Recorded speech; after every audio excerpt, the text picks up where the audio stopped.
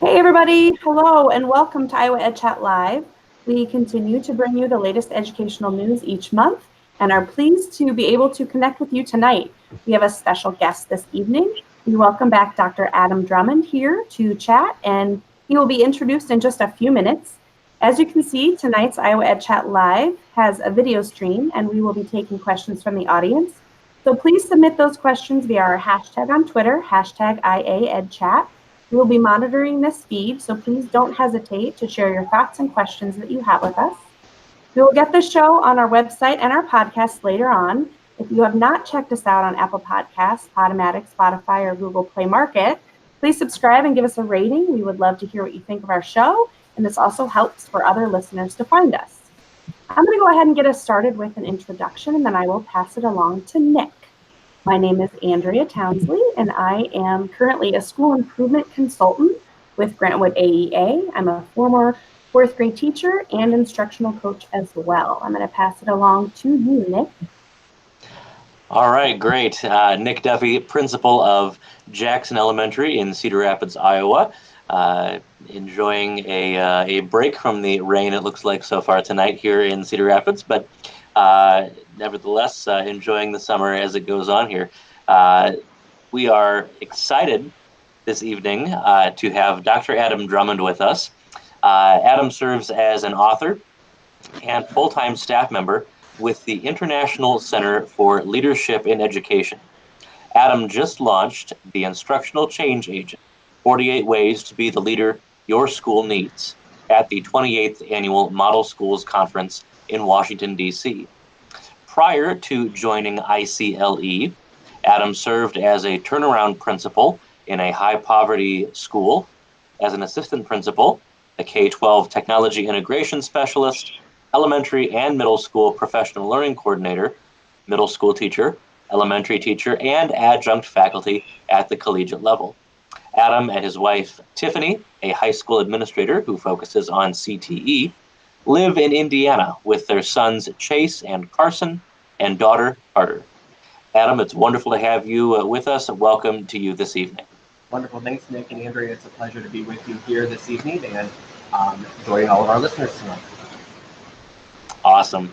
Well, we'll get started with our first question, and that is, you heard about your bio a little bit, but tell us about yourself and your experiences in education.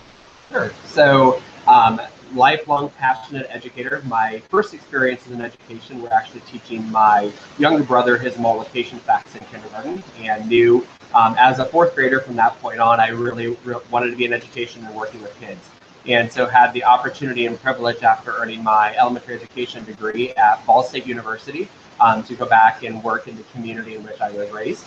And so that was a wonderful privilege to be able to work alongside teachers that had taught me and had moved through the ranks, obviously, as you just shared, through various levels in education. During that time, I also got actively involved with our Indiana Association of School Principals, where I was able to serve as a state rep for the National Association of Elementary School Principals before joining their board of directors as a Zone 5 member. And so just have great value and appreciation for what we do in education, not only in our classrooms and in our schools, but also through the professional networks that we have across the country. So just super excited to be continuing the conversations here. And now as a staff member at the International Center, I have the privilege to work really across the country, working with schools and districts and helping them to boost student achievement and to really build a collective teacher efficacy in reaching their goals. Awesome. Thanks so much. You bet. Thanks for sharing. Let's dig a little deeper. So tell us about your passions in education and what are some things that drive you? Yeah, that's a really great question. So my passion for education is kids. It's 100% of the kids, 100% of the time. What we do in education each and every day should be for the benefit of students. Schools were created for students. It was to help them dream about their future and then give them the building blocks to be successful in reaching those goals. And so for me, I get up each morning and I have such a wonderful role in the work that I do that I get to go out and help make schools and districts better and be that lending ear or that extra set of eyes going into schools and districts and helping them to really identify how can they do what they do better. And we have so many schools that are doing amazing things already, that part of it's giving them the voice to share what's happening in their schools and districts to make sure that others know that as well. And so for me, that's really what drives me to get up each and every day. I want every child to have the opportunity to succeed. And, having 3 little ones at home who are going to be a freshman in high school, a 4th grader, and a preschooler, I know the importance of having a strong, a strong foundation, but having, advocates in their corner and mentors and cheerleaders, because it's not just us as parents that are raising our kids. It's all of those other folks, teachers, the nurses, the classified staff members, the principals. It's everybody helping raise children. And I think that that's an important piece of why I do what I do every day. Great, thank you. That's awesome. To be able to find your why and really help that dig into your work too. So, based on your work across the country, what would you identify as the #1 challenge that is prohibiting success for schools? That's a really good question, and I think it's something that everybody's really struggling with right now across the country. I've had the privilege to work with school districts in Brooklyn, New York, working with high schools there, all the way over to Hawaii, working really in rural elementary schools, Native American reservations in North Dakota, and working with schools in Texas. And each of those have their own unique cultures and unique challenges. But I think the thread that binds all of those schools and really what we're facing right now in education is how do we help ensure that students have the social emotional resources that they need in order to be successful. We know that kids don't learn from people they don't like, and no significant learning occurs without a significant relationship. And that's for all kids. And then you couple the trauma that some of our students come in from experiences that are outside of the school, and we want them to come in and be successful from an academic standpoint. But in order to do that, they have to have these social emotional pieces in place. And so it's really about a behavioral health continuum that schools are really trying to figure out, right? All kids have behavioral health needs. Some just have really great skills already developed in self-regulation and assurance and knowing how to voice the concerns. And so they're on one end of the continuum. But on this other end of the continuum are kids who just don't have a voice. They don't know what's happening inside their head or inside their body. And how do you help them put words to feelings and feelings to emotion, or even be able to feel safe to have those conversations? And so I really do think that that's the #1 issue facing schools today across the country. The state of Iowa is doing a lot of work around social emotional learning, and we definitely have identified that is an area of work. And I liked how you put that it is a continuum. It's not. I would like how you said that. Like that really made me think. It's that continuum that you might have one kid here and one kid here and 14 kids in between. So I really appreciated that. So let's dig a little bit deeper. So you just launched a book called Instructional Change Agent. Tell us why you decided to write this book. Yeah, so when I finished my classes to be a school leader, you get your license and you have this opportunity now to go impact schools. And so when I got my first principal job, immediately it was, so what are the great things that I should be doing in my school, right? Where do I go to figure out how to improve academic achievement, or how do I help really ensure that all kids are actively engaged in the learning process? And there just wasn't, for me at that point, there wasn't something that I could just go to and say, man, this is something I could go implement tomorrow.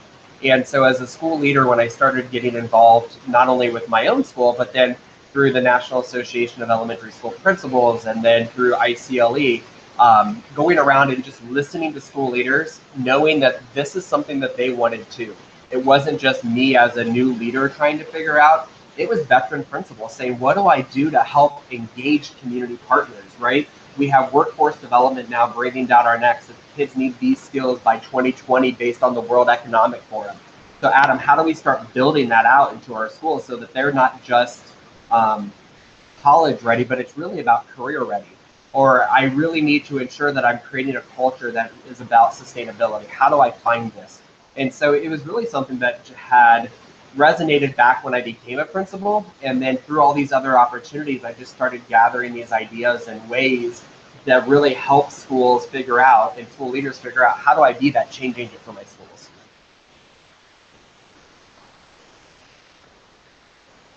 Excellent. And speaking of the idea of being a change agent, what does it mean to be an instructional change agent when you use that term? Yeah. So I think as school leaders, we all want to be seen as leaders who are able to empower our staff and our students and our communities to really build out something amazing. You know, we all wake up every day wanting to create the best type of experiences for our students. And when you look at the work of a school leader, whether it's a teacher leader, a new principal, a veteran principal, a superintendent, you know, we start to look at that job of being a leader and trying to figure out, what does it mean to really be effective in the work that we're doing. And so the instructional change agent is really built around 4 different key areas for leaders. It's culture, instructional planning, learner engagement, and community partnership. And when we think about those 4 key areas, and then you overlay that with what are the tasks that we're expected to do or required to do, or even want to do as school leaders, they really fall into one of those 4 areas. And so for me, as I think about the work that we do, we can't just start with culture, right? We can't just focus on learner engagement. The work we do is too important for our kids. And so in order to be firing at all cylinders to be an instructional change agent, we need to be activating all 4 of those areas at the same time. We have to be building a strong culture for our students, our staff, and our families. We have to be able to go in and coach teachers and do side-by-side planning as instructional leaders, or enable those folks who are teacher leaders in our building to help others. We have to make sure that every kid every day has the opportunity to engage in learning. And then we have to have strong ways in which the work we do in classrooms connects to the world and the communities that we live. So to be an instructional change agent, it's really ensuring that all 4 of those areas are up and running and being successful simultaneously. So speaking a little bit, I'm going to dig a little bit deeper with that. When you speak of those 4 areas, is there a certain area that sometimes is harder to balance than the other to do simultaneously? Talk to us a little bit about that balance. Yeah, I think, you know, depending on the situation in which you enter, right? So, you know, if you've been at your school for 4 or 5 years, there's going to be a different challenge as opposed to, I'm a school leader and I'm here for the first, 90 days. Where do I start to build that out, and where do I start to really do that work? And so I think a little bit, Andrea, that's a hard question to answer, because every day is built upon previous experiences, right? I do think that there's a tendency to start with culture, just because what we know, and Dr. Daggett says this all the time at the International Center, culture trumps strategy, right? So, if we have really a culture that is not student-centered, or it doesn't think about that 100% of the kids 100% of the time, it's hard to get everything else up and moving, right? So to be an instructional change agent, we see all of these happening simultaneously, but they can't all happen simultaneously at once, right? We really have to build and set those up for success. So I often hear folks talking about, how do I empower my folks to have a stronger culture? Marzano's research is very clear that the #1 indicator of student achievement is the quality of a teacher. So when we think about the culture of our staff, are we empowering them to build a culture that's collaborative? Or are we having a culture where it's more independent in my own thinking compared to the person next door? And Hattie's work tells us that the most highly rated strategy is collective teacher efficacy. So when you overlay that with what Marzano says, and then you think about culture, it's a great place to begin that conversation, and it's why it's the first part of the book.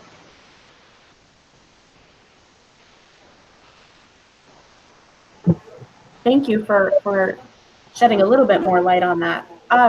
So when you think about the need for our students, and there's a huge need for our students to ensure that they are career ready, what are the ways in which we connect to, or ways that you suggest that we connect to the community?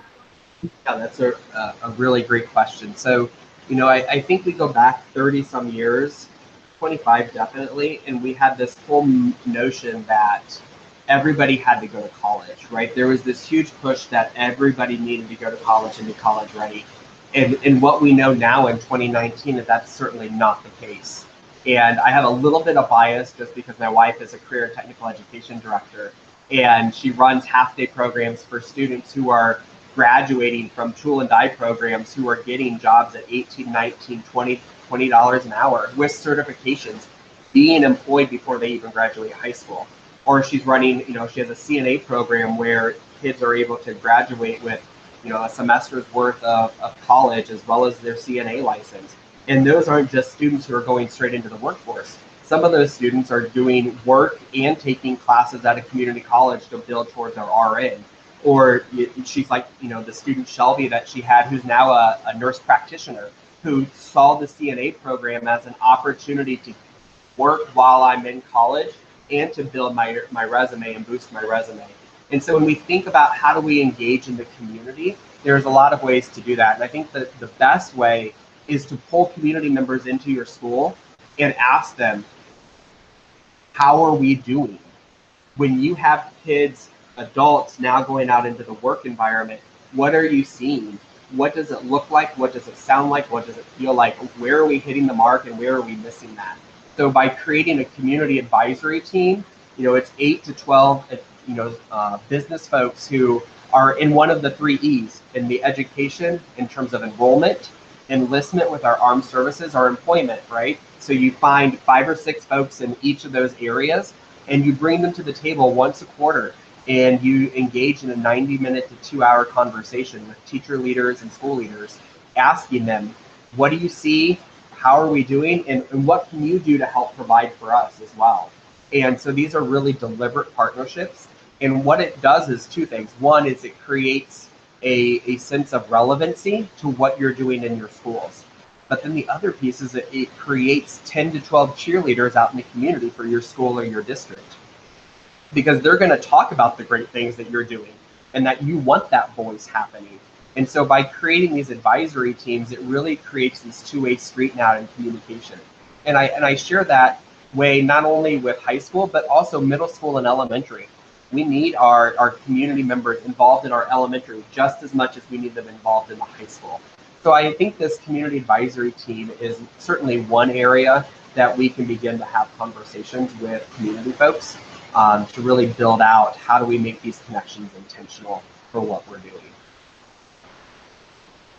It's really powerful, the importance of that community engagement piece and being able to tell your story, not just you as your school, but having those people in the community who can help tell the story of your school's successes and what's working, because so often we hear sometimes the negative about what's happening in schools, and it's so important to tell the positives, because there are so many more that trump what's actually sometimes portrayed. So thank you for that piece, Adam. Absolutely. What do you feel is the most challenging part of being a school lead? Gosh, just one. I think the part that's challenging, and I may have, maybe been a little maybe foreshadowing with the instructional change agent, because you, as a change agent, you're operating in culture, instructional planning, learner engagement, and community partnerships, right? And then you take a breath and go, that's a lot, right? And so I think as a school leader, we're constantly in this mode of reaction if we allow ourselves to be. That we have all of these things coming to us. And when I mentor new principals, whether it's with ICLE or through state associations or just folks that I know that we're having conversations about school leadership, I think the number one thing I tell folks is, if you don't run your calendar will run you. And what I mean by that is, we have every moment of every day as a school leader can be filled up if we allow it to be.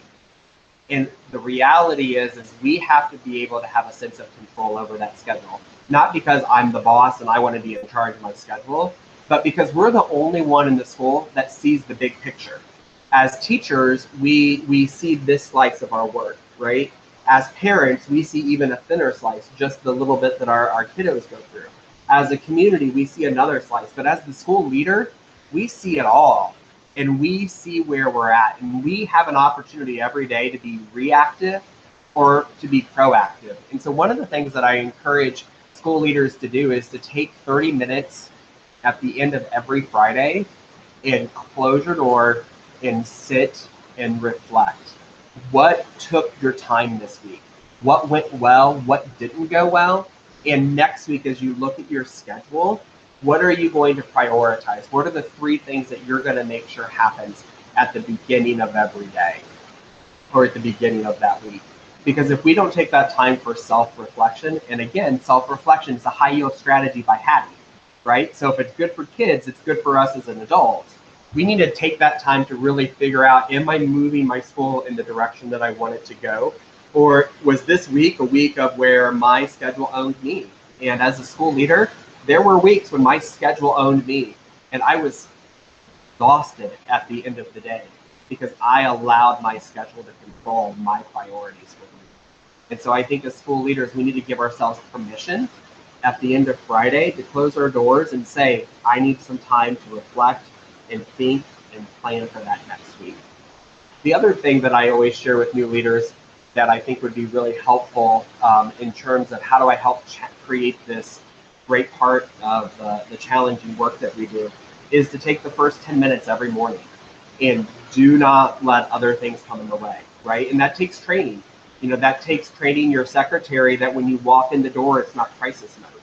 It's, I need to take 10 minutes, breathe, look at the day, and make sure that I know what I need to do each and every day. Because if we don't do that, we will run around like a chicken with our head cut off. And we know what the burnout looks like for school leaders, right? The principal churn report is very clear that school leaders within 5 years are, 50% of them are out the door. That's not good.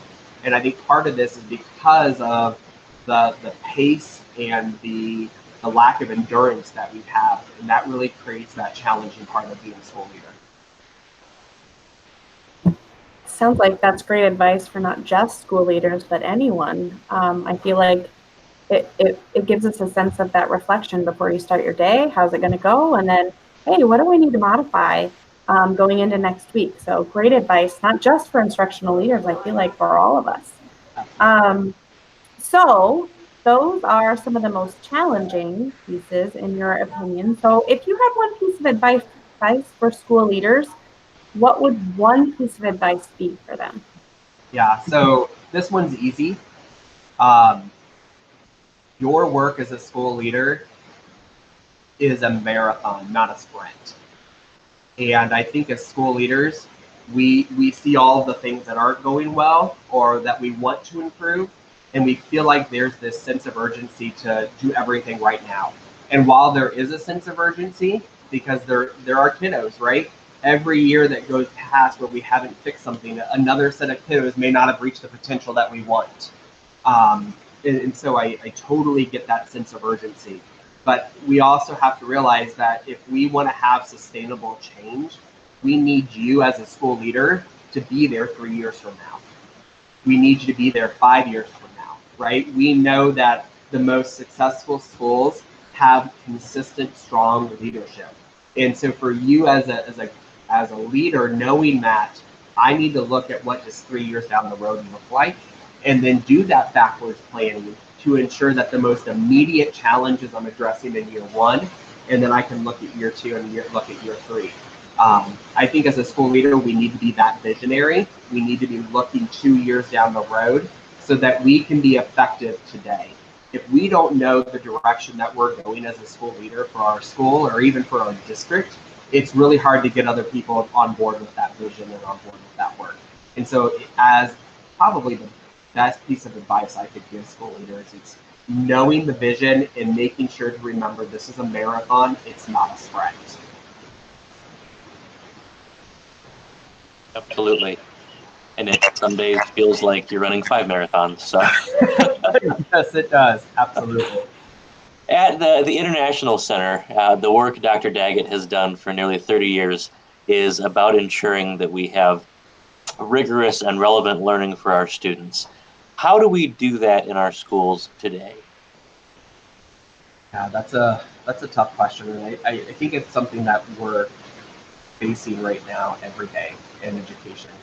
I think as we continue to look at the political landscape of education, and you look at the options of what families have, whether it's public schools, charter schools, private schools, virtual schools, looking at all those different ways in which we educate kids now, we have to ensure that the quality of education that's happening within our walls is highly rigorous and relevant for today's learners.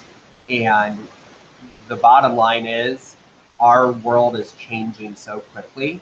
Now more than ever, we're operating on a global landscape. Look at this chat.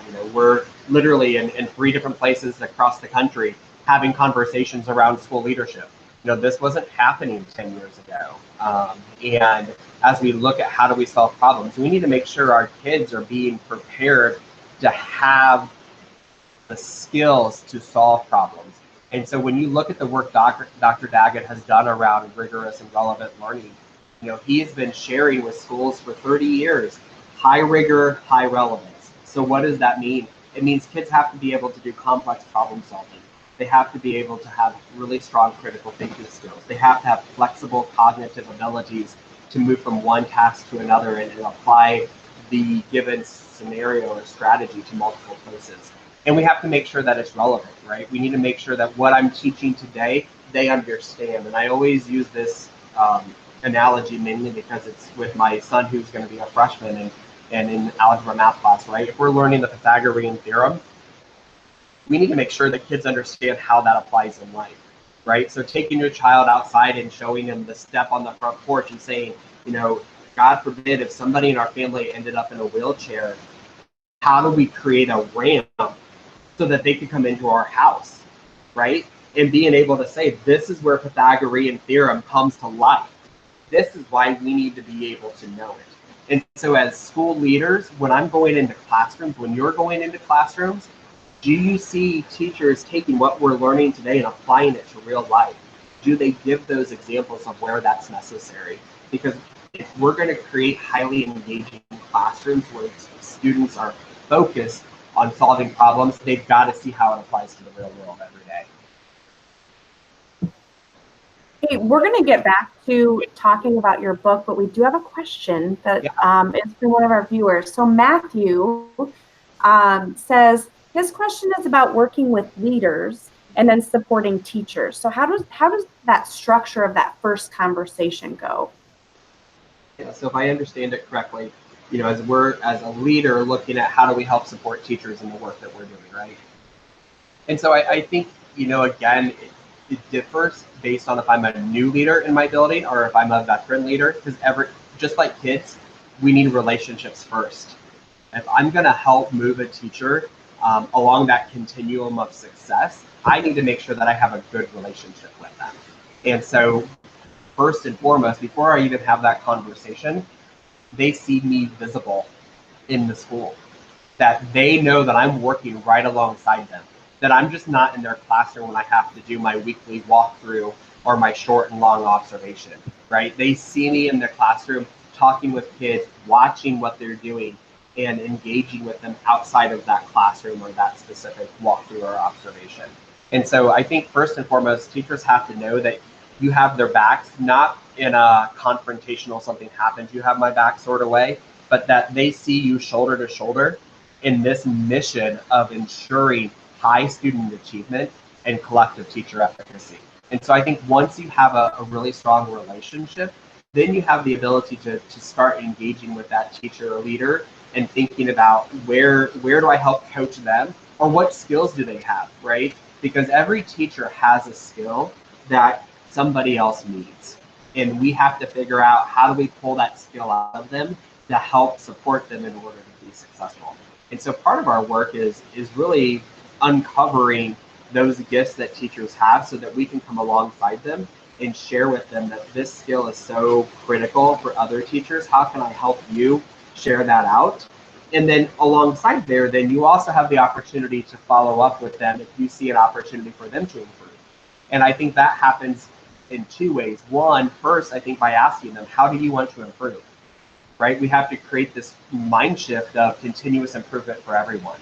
And so by having a conversation, where, if you could pick, Mrs. Jones, where are the 1 or 2 areas that you want to improve this year, and how can I help support you? That is a completely different conversation than saying, Mrs. Jones, I was in your classroom and I really saw lots of kids disengaged. Can we have a conversation about that? And so I think it's about this partnership with our teachers, that we're hand in hand, shoulder in shoulder. I like it. It helps build ownership too. If I'm owning the goal, it's not one that someone's telling me this is what you have to do. So they're more likely to help along that conversation if it's not just I gotta stop in for an evaluation. So I like that. In your book, let's circle back to that, Instructional Change Agent. So you talk about 48 ways that are practical, that are step-by-step ways to be instructional change agents for your school or your district. So in your opinion, of the 48 ways, so which way is the most compelling and why? Gosh. So I like them all, that's why they're there, right? But I think I would have to go back to one of the ways that I actually saw this with my counselor when I was still practicing as a principal. And she called them minute meetings. And she works to meet with every child for 3 minutes every year. And she asked them the same 3 questions. And so she literally talked with 550 students over the course of 6 to 8 weeks. And during those questions, she would just ask them 3 things. And these questions can change based on what you need for your school and what you need for your culture. So it could be, what's one thing that you love about school? What's something that you wish you could change about school? And in the 3rd question, you could focus really around why do you feel safe at school and why or why not, right? Just 3 quick questions where you can start gathering data around what are the students' perceptions of what's happening in your school. And then, within 6 to 8 weeks, she has literally 550 answers. And so then you can go through and start to identify themes and trends. What is it that you're seeing from the students? What are you not seeing? And then how do you put a plan of action around that? And so you can do that in a Google form, create those 3 questions, and you literally spend time asking those questions to kids. It does 2 things. One is it puts you in front of a kid for 3 minutes. In 3 minutes doesn't sound like a lot of time, but in the eyes of that child, that could be the only 3 minutes that an adult gave them one-on-one attention. And I think the second thing that it does is it instills that student voice matters at my school. And I'm fascinated with the research around student voice. And I'm more and more convinced that schools that put student voice at the center of what they do have higher results of kids that are more engaged, feel safer at school, and are more successful. I'm working to figure out that research. That's my hunch. But I believe just so much in the power of student voice that I think those minute meetings that you can hold really open the door for you to do lots of things. And those minute meetings can be done by anybody, and you can do them multiple times throughout the year. Excellent, excellent stuff. That's powerful questions to help move your practice along.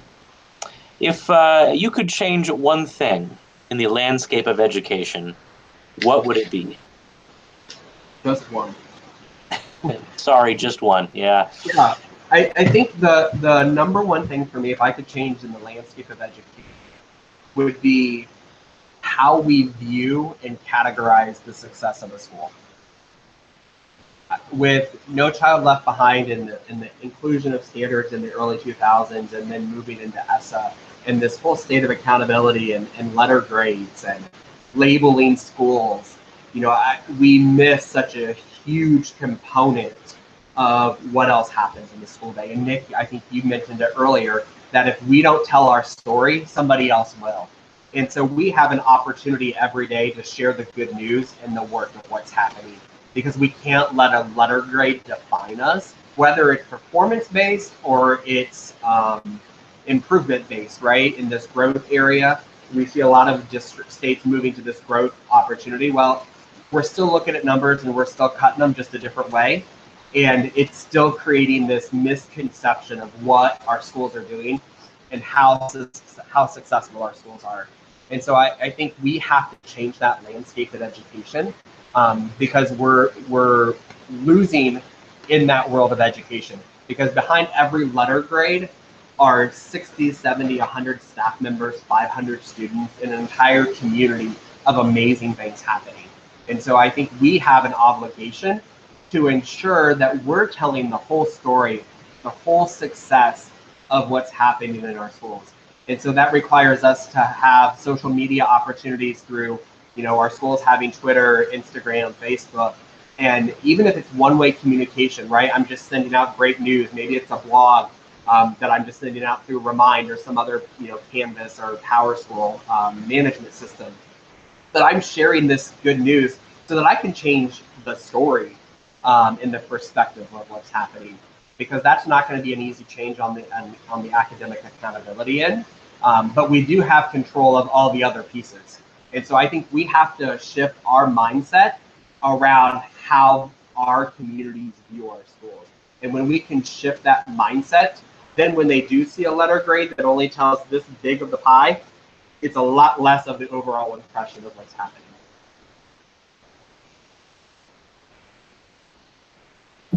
Thanks for sharing that, Adam. So as we close up here, a final question we like to ask a lot of our people that we interview. So what's next? What's on the horizon for you? Talk to us about what's coming. Yeah, that's a fun question, right? I look back to where I was 3 years ago, and if somebody would have said I'd be sitting here talking with you and Nick tonight, talking about just the important pieces of education, I probably would have said they're crazy, right? So as I look at the next 5 years, I'm so blessed to be able to be in a position where I get to visit with schools and districts across the country. And I get to help work alongside them and celebrate the good and challenge their thinking to look at different ways in which we can reach all of our students. And so I think, over the next 5 years, or what's on the horizon for me, is to continue to share that message and to continue to advocate for those who can't be advocates for themselves, and to help support teacher leaders and teachers and school leaders and district folks, and really thinking about what is it that I can do just a little bit better than I did the day before. Because that's where growth happens. If we can look and say, can I just improve 1% better than I was the day before, then we're making that success. And I think there's a lot to celebrate in education. And I think if I can be a little piece of that to help remind people that it's our duty to celebrate all that's good in education, we'll start to chip away at how do we bring education back to the heart of our country to ensure that we know the great things that are happening for kids and we see it each and every day.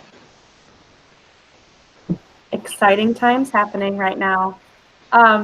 So I know that our friend Dan sends his well wishes. His whole town is without power because of silly storms coming through Iowa. So I know as we finish up here tonight, I would be remiss if I didn't let you know that I know that Dan thanks you for being here with us tonight as well, even though he wasn't able to be here. I'm going to go ahead and share some ways that you can find Adam.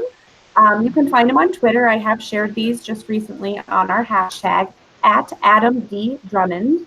And you could also follow the hashtag for his book, hashtag LeadChangeEd.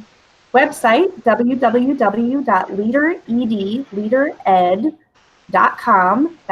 leadered.ICA. And then also I have shared the link to his book, Instructional Change Agent, 48 Ways to be the leader that your school needs.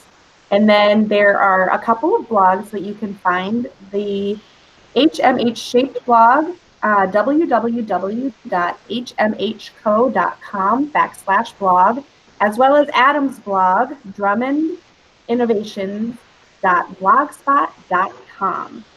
I'm going to go ahead and give you a minute or so to give us any closing thoughts that you'd like to share with our viewers at IAedChat Live. Absolutely. Thanks, Andrea, and thanks, Nick, and thanks, Dan, as well. Certainly a privilege and an honor to be part of your broadcast here tonight, and just am so appreciative of the work that you all do, not only for Iowa educators, because even though it's the IAedChat, you have educators across the country that join you every Sunday evening. And I think what you do is so important around the voice that we give educators. And so this opportunity to be able to talk with educators here, or whether it's through the other channels that you just mentioned earlier, for me, it's about making connections. And if we can share just one way in which we can help others be better, it's worth the time. And so I challenge the educators that are listening either live or in the recorded broadcast to think about what's one thing that you can share with an educator tomorrow that can help make a difference for him or her. Because I think the more that we can connect one another, the better that we all are in the end. Because there, as we know, as practicing principals, it can be a lonely place at times because we are the only one that has that perspective for our specific school. But I know from firsthand experience through state and national associations and through social media outlets like this, we become less isolated and we become better because of the people we connect ourselves with. And so I think that that's the challenge. It's certainly my challenge, and I'm really excited to share that we have a back to school podcast starting with the instructional change agent that we're launching in September called Leaders Changing Education. And so that's just yet another opportunity that we can really help build those connectivities. And so I think for all of us, it's how do we stay connected and challenge each other to do better than what we did today. Absolutely. Please make sure you share that out with us so we can push that podcast out when you guys get that going as well. We would love to push that out for our listeners. I'm going to go ahead now and share just a couple of upcoming events. What Great Educators Do Differently is coming back to Iowa September 30th. You can visit connectedd.org for more details. Brentwood AEA in Cedar Rapids is welcoming back John Hattie and Peter DeWitt on October 16th. Visit gwaea.org for more details. And Peter DeWitt is also our guest next month, so we look forward to having him on EdChat Live. And as always, please don't hesitate to share an upcoming event that you would like us to share on our EdChat Live. Thank you for joining us tonight and sharing your thoughts on Iowa EdChat Live. Usually it's the last Sunday of every month. We have had a great lineup this spring and summer, and we're super excited to continue that throughout the season. It's always great learning with all of you. A very special thank you to our guest tonight, Adam Drummond. Please be sure to follow some of the new friends as well as Adam that you met this evening on the hashtag IAedChat to continue our conversation. You can also find a great deal of resources on our website, tinyurl.com/IAedChat. We're going to have next week off due to the 4th of July holiday, but we will be back the next week with another great topic. Until then, be the change.